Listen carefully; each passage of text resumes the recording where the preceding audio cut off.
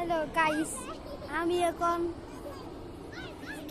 আমি এখন আজকে আমরা ঘর বানাইছি। আজকে ঘর বানাইছি।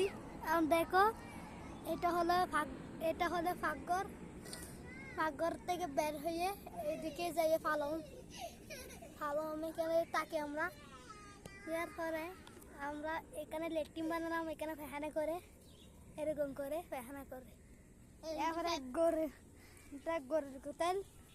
গরুর গোতালে তো গরু আছে, 4টা 5টা সকল আছে, কুরু আছে, দেখেন আশ আছে। আমরা নদী বানাইছি আসতে একটা, দেখে নদীর পানি যাচ্ছে।